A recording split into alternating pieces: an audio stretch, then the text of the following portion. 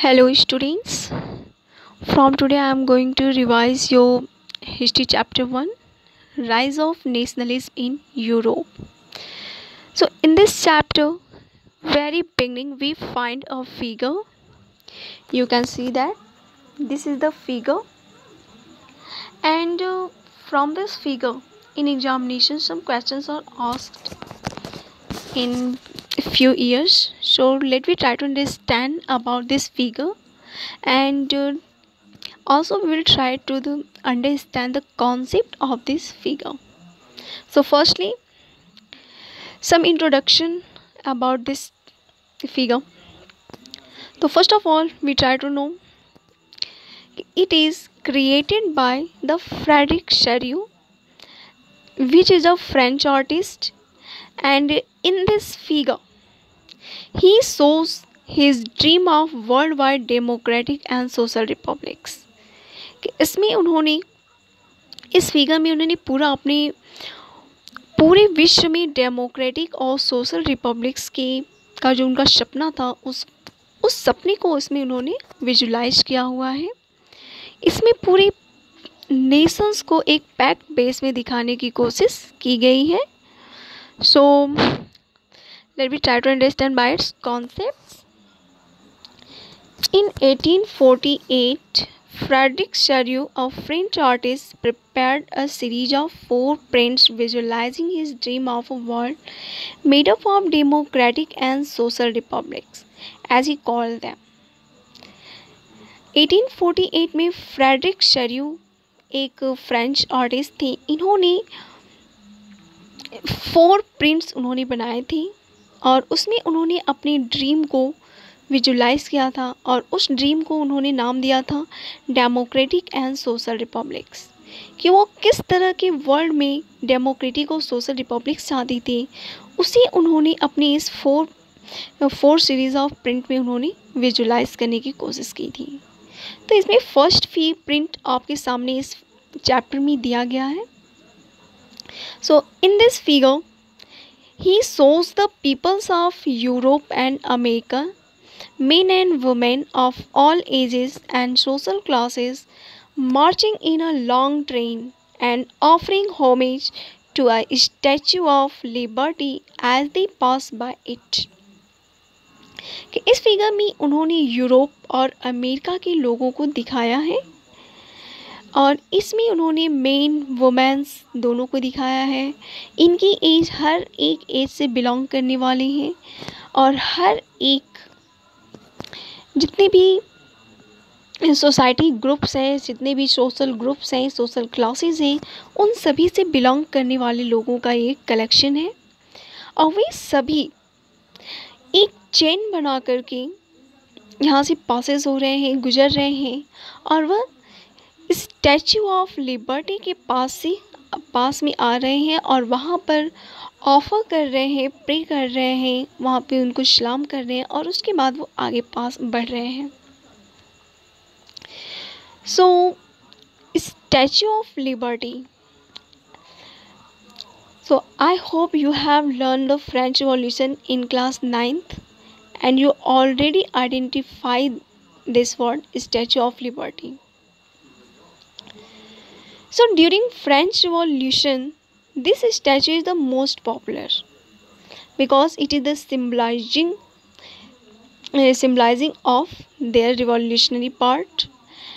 And in this figure, it is a female figure.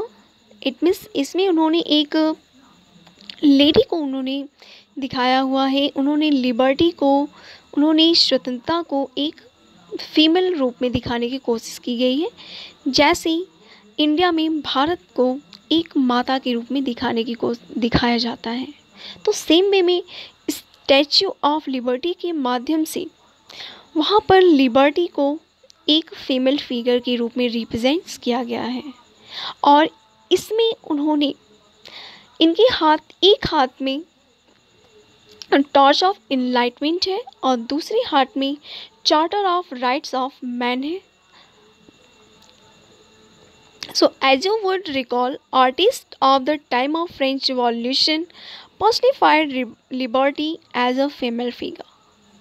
कि French revolution के समय में लिबर्टी को एक फीमेल फिगर के रूप में पर्सनिफाइड किया गया था और उनके हाथों में here you can recognize the torch of enlightenment she bears in one hand and the charter of rights of man in other, कि उनके एक हाथ में टॉर्च ऑफ इनलाइटमेंट है और उनके सेकेंड हैंड्स में charter of rights of man है. And in this figure Frederic Sorrieu also shows some shattered remains of absolute institution. So firstly let me try to understand where is that. So in this figure, bottom of this figure you can find some remains, टूटी फूटी चीज़ें आपको दिखाई दे रही होंगी. तो यही आपका है remains of absolute institution. So let me try to understand the word absolutist. कि absolutist क्या होता है. So absolutist एक ऐसा फॉर्म ऑफ गवर्नमेंट्स होता है जिसमें किसी का कंट्रोल नहीं होता है. तो हम देख सकते हैं कि बिफोर 19th सेंचुरी पूरे वर्ल्ड में हमारी जो गवर्नमेंट्स थी वो या तो मोनार्कियल होती थी या डिक्टेटरशिप में होती थी. मोनार्कियल गवर्नमेंट्स हम ऑलरेडी जानते हैं कि ऐसा फॉर्म ऑफ गवर्नमेंट्स जिसमें किंग क्वींस होते हैं, फिर उनके डायनेस्टिक बेसिस पे वो आगे अपनी चीज़ों को बढ़ाते चले जाते हैं. इट मीन्स वो एक किंग हुआ, फिर उसका सन, फिर उसका सन, इस तरह से आपका ये पूरा एक गवर्नमेंट हमारी चलती है. या फिर वो डिक्टेटरशिप के रूप में हो सकता है जो अपने मनमानी तरीके से कंट्री को गवर्न कर सकता है. सो एब्सोल्यूटिस्ट ऐसा फॉर्म ऑफ गवर्नमेंट्स जिस पे जो अपने मनमानी तरीके से वर्क कर सकता है और उस पर कोई भी कंट्रोल नहीं कर सकता है. और इन एब्सोल्यूटिस्ट की कुछ पावर को शो ऑफ कराने के लिए कुछ चीज़ें होती हैं. जैसे फ्रांस में आपके रॉयल पावर को दिखाने के लिए आपका बस्टाइल फोर्ट होता था, जिसे फ्रेंच रिवॉल्यूशन के दौरान उसको तोड़ दिया गया था. तो ऐसे ही आपके बहुत सारे रॉयल फोर्ट्स हो सकते हैं, रॉयल बिल्डिंग्स हो सकती हैं, रॉयल पैलेसेस हो सकते हैं या रॉयल स्टैचूज़ भी हो सकती हैं. तो इन सारे ऐसे इंस्टीट्यूशंस को तोड़ा गया है जो वहाँ पे फोरग्राउंड पे पड़ी हुई हैं. In Sorrieu's utopian vision, already I explain utopian vision का मतलब कि एक ऐसी सोसाइटी जो रियल लाइफ में हमको दिखाई ना पड़ती हो. मीन्स हम वो हमारी इमेजिनेशन में ही हम उनको देख सकते हैं, वह एक रियल लाइफ का पार्ट्स हमारी नहीं बन सकती हैं. That is the utopian vision. So in Serious utopian vision, the people of the world are grouped as distinct nations identified through their flags and national costumes. कि इस यूटोपियन विजन में, इस फिगर में वर्ल्ड के लोग अलग अलग nation से यहाँ पर जुड़े हुए हैं, एक ग्रुप हुए हैं. उन्हें हम उनके फ्लैग से, उनके नेशनल कॉस्ट्यूम के थ्रू हम उनको आइडेंटिफाई कर सकते हैं. Leading the procession, we pass the Statue of Liberty are the United States and Switzerland, which by the time were already nation states. So अब हम देख सकते हैं कि जो लोग स्टैचू ऑफ लिबर्टी को क्रॉस कर चुके हैं. So here we find that these peoples have crossed the Statue of Liberty. And these are belong to the United States and Switzerland. And after that, such group by this figure, and as you know, this flag is the revolutionary symbol of French Revolution. So these peoples are belong to the France. तो हम कह सकते हैं कि just सबसे पहले आपका United states और स्विट्ज़रलैंड स्टैचू ऑफ लिबर्टी को क्रॉस किया है और जस्ट उसके बाद उनके पीछे हमारा फ्रांस है। France, identifiable by the revolutionary tricolour, had just reach the statue. कि फ्रांस, जिसे हम रिवॉल्यूशनरी ट्राई कलर से हम पहचान सकते हैं उनके फ्लैग से, और जो अभी अभी स्टैच्यू के पास पहुँचे हैं। She is followed by the people of Germany, और जस्ट फ्रांस पीपल के जस्ट पीछे आपका जर्मन पीपल्स है। Bearing the black, red and gold flag, जिनके हाथों में ब्लैक, रेड और गोल्ड कलर्स के फ्लैग्स देखने को मिल रहे हैं। Interestingly, at the time when Saryu created this image, the German peoples did not yet exist as a united nation. The flag they carry in an expression of liberal hope in 1848 to unify the numerous German-speaking principalities into a nation-state under a democratic constitution. During 1848, Germany was not identified as a united nation.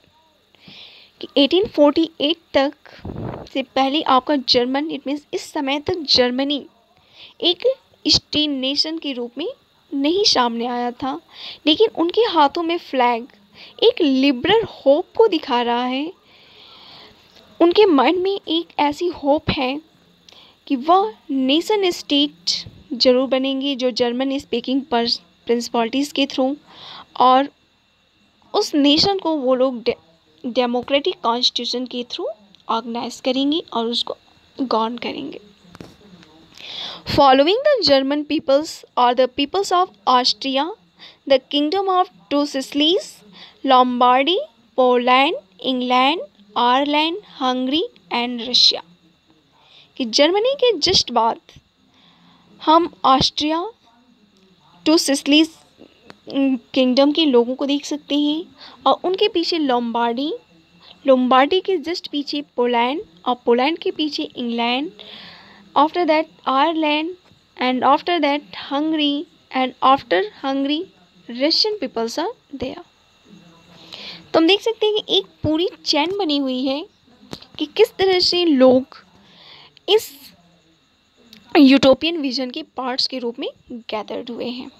From the heavens above, Christ, saints and angels gaze upon the scene. और अगर हम ऊपर बात देखें, it means figure के just upper side parts पे अगर हम देखते हैं, तो वहाँ पर हमें क्राइस्ट, सेंट्स और एंजल्स दिखाई दे रहे हैं जो नीचे की इस दृश्य को देख रहे हैं। They have been used by the artist to symbolize fraternity among the nations of the world. और यह दृश्य या यह सीन आर्टिस्ट ने इसलिए डाला है कि लोगों की पूरी वर्ल्ड के नेशन के बीच में एक फ्रैटर्निटी हो, एक भाईचारा हो। इट मीन्स अब हम एक नज़र हम उस फिगर पे आते हैं, अब हम लोग इसको देखने की कोशिश करते हैं क्या है ये। सो ये हमारा फिगर है। इस फिगर में ये हमारी स्टैचू ऑफ लिबर्टी है, जिनके हाथ में एक हैंड में हमारा टॉर्च ऑफ इनलाइटमेंट है और दूसरे हाथ में charter of rights of man है। और जस्ट इनके पास से जो गुजर चुके लोग हैं, ये हमारे यूनाइटेड स्टेट्स और स्विट्ज़रलैंड के लोग हैं। और जस्ट अभी ये जो पीपल्स यहाँ पर पहुँचे हैं स्टैचू ऑफ लिबर्टी के पास, जिनके हाथों में एक ट्राई कलर फ्लैग है, और ये हम देखकर आइडेंटिफाई कर सकते हैं कि यह फ्लैग फ्रेंच रिवॉल्यूशन के टाइमिंग में यूज़ किया गया था। So these are the French peoples, and just after that we find German people, and after that we find the other nations of the Europe and American, or we can say that the worldwide peoples. So it is the description of the first figure of this chapter. Now let me try to understand the basic concept of this chapter. It means what we will discuss later in this chapter.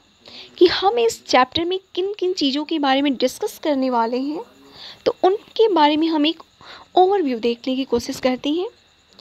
तो इसमें हमने सरयू का जो figure है, इससे बहुत सारी ऐसी विजुलाइजिंग थिंग्स हैं जो हमें यूरोप में देखने को मिले भी हैं, और वो हमारे आज के मॉडर्न वर्ल्ड की एक बहुत अच्छी विशेषता के रूप में देखने को मिलती है। जैसे हमारा नेशनलिज्म की भावना होगी, फ्रैटर्निटी है, तो ये सारी चीज़ें हमारी क्या है, आज की डेट में हमारे लिए एक बेहतर कॉन्सेप्ट के रूप में उभरी हुई हैं। So this chapter will deal with many of the issues visualised by Sorrieu in figure 1। कि सरयू के फिगर 1 में जो इशूज यहाँ पे विजुलाइज किए गए हैं, इस चैप्टर में हम आगे देखने वाले हैं। During the 19th century, nationalism emerged as a force which brought about sweeping changes in the political and mental world of Europe। कि 19th century के टाइमिंग में नेशनलिज्म बहुत बड़े पैमाने पे लोगों के माइंड को चेंज कर रही थी, और ये मैक्सिमम कंट्रीज़ में नेशनलिज्म की भावना देखने को मिलती है। और इस भावना ने, इस थॉट्स ने यूरोपियन वर्ल्ड को एक पॉलिटिकल लेवल पे, लोगों के मेंटल लेवल पे पूरी तरह से उनमें चेंजिंग लाती चली जाती हैं। तो हम कह सकते हैं कि नेशनलिज्म हमारी सबसे मेन फोर्स देखने को मिलती है, और यह पॉलिटिकल और मेंटल वर्ल्ड जो यूरोप में थी उसको उन्होंने पूरी तरह से बदल दिया। The end result of this changes was emergence of nation state in place of multinational dynasty empires of Europe। जब लोगों के, अगर हम 19th सेंचुरी से पहले अगर हम बात करते हैं, तो वहाँ पर डायनेस्टी एम्पायर्स हमको देखने को मिलती हैं। ये हमारे इंडिया में भी थी और हमारे यूरोप में भी देखने को मिलती हैं। तो वहाँ पर मल्टीनेशनल डायनेस्टी का जो कॉन्सेप्ट था यूरोप में या इंडिया में कहीं पर भी, तो ये पूरे वर्ल्ड लेवल पे मैक्सिमम देखने को मिल रही थी।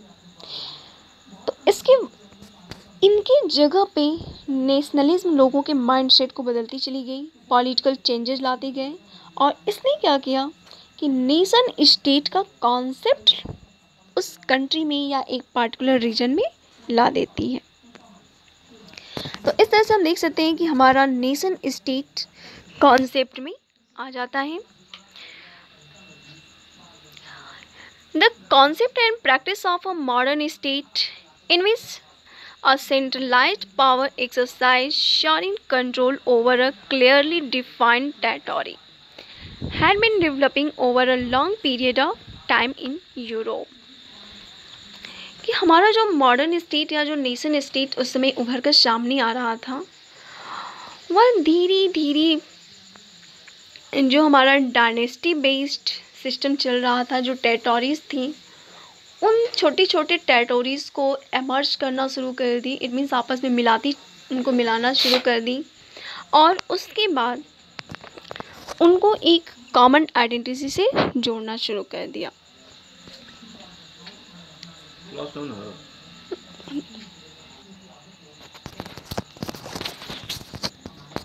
सो नेशन स्टेट के कॉन्सेप्ट्स ने छोटे छोटे टेरिटोरीज़ को आपस में एमर्ज किया और उन्हें एक कॉमन आइडेंटिटी के रूप में उभार कर सामने रखती है।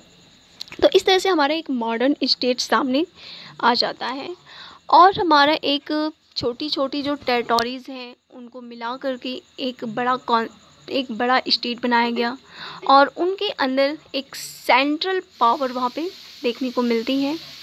तो इस तरह से एक लंबी समय के बाद एक टेरिटोरी को डिफ़ाइन किया गया और उसको एक कॉमन आइडेंटिटी दी गई और उसे एक मॉडर्न स्टेट के रूप में कन्वर्ट किया गया। But a nation state was one in which the majority of its citizens and not only its rulers came to develop a sense of common identity and shared history और descent. कि हमारा जो nation state एक ऐसा concept था जहाँ पर citizens की मेजॉरिटी थी, ना कि उनके रूलर्स की, यानी आपकी नेशन स्टेट की सबसे बड़ी खासियत थी कि वहाँ पे सिटीजन्स की कुछ ज़्यादा प्रायोरिटी दी गई, रूलर्स को कम दिया गया था। और उन्होंने इस नेशन स्टेट ने लोगों के मन में, लोगों के माइंड्स में एक कॉमन आइडेंटिटी उनके डेवलप की, जो बाद में आज की डेट में हम देख सकते हैं बहुत अच्छे से ये पूरी तरह से प्रचलन में है। जैसे अगर हम इंडिया में रह रहे हैं तो हमारी कॉमन आइडेंटिटी कि हम इंडियन हैं। अमेरिका के लोग होंगे तो अपने आप को अमेरिकन कहते हैं, तो उनकी एक इस तरह से एक कॉमन आइडेंटिटी बनी हुई है। This commonness did not exist from time immemorial. It was forced through struggles, through the actions of leaders and the common peoples. कि ये जो कॉमननेस थी या हमारी जो कॉमन आइडेंटिटी हमें जो आज की डेट में मिली हुई है, यह बहुत गॉड गिफ्टेड नहीं है और ना ही ये हमें इमेमोरियल्स है कि हमको बहुत आसानी से मिल गई हैं, ऐसा बिल्कुल भी नहीं है। इसको लागू करने के लिए बहुत सारे लोगों ने स्ट्रगल्स किया है, बहुत सारे लीडर्स सामने आए जिन्होंने पूरी गवर्नमेंट्स के फॉर्म को चेंज कर दिया, रिवॉल्यूशन ला दिया। उनके साथ बहुत सारे कॉमन पीपल्स भी जुड़े और इसका बेस्ट एग्जांपल हम फ्रेंच रिवॉल्यूशन में देखते हैं। तो फ्रेंच रिवॉल्यूशन में हमने देखा भी था कि किस तरह से लोग एकजुट होते हैं और वहाँ की किंगडम या मोनार्कियल सिस्टम को हटा करके वहाँ पर एक रिपब्लिक स्टेट को वहाँ पर डेवलप करते हैं। So this chapter will look at the diverse process through which nation states and nationalism came into being in 19th century Europe. तो इस चैप्टर में हम उन सभी प्रोसेसेस के बारे में देखेंगे जिनके थ्रू हमारा नेशन स्टेट आया, फिर लोगों के मन में नेशनलिज्म आया और मीन्स आपकी जो पूरी यूरोप है वो किस तरह से 19th सेंचुरी के टाइमिंग में पूरी तरह से चेंज हुआ, नेशन स्टेट आया, फिर उसके बाद से उनके अंदर एक नेशनलिज्म की भावना बहुत स्ट्रांग होती चली गई थी। So in next video we will discuss about the other topics of this chapter. So now I am going to assign you one homework for all of you to revise the French revolution from class 9th। आपको class 9th की book से French revolution को एक बार आपको revise करना चाहिए। एक short best में उसका एक ओवरव्यू आपको माइंड में होना चाहिए कि फ्रेंच रिवॉल्यूशन क्या था, फ्रेंच रिवॉल्यूशन के कौन कौन से रीजन्स थे और उसमें लोगों ने किस तरह की एक्टिविटीज़ को वहाँ पे देखने को मिलती हैं। तो एक बार इसका एक ओवरव्यू आप बना लेंगे और नेक्स्ट वीडियो में हम इसको डिटेल में डिस्कस करेंगे कि आपका फ्रेंच रिवॉल्यूशन क्या है और आइडिया ऑफ नेशंस क्या है।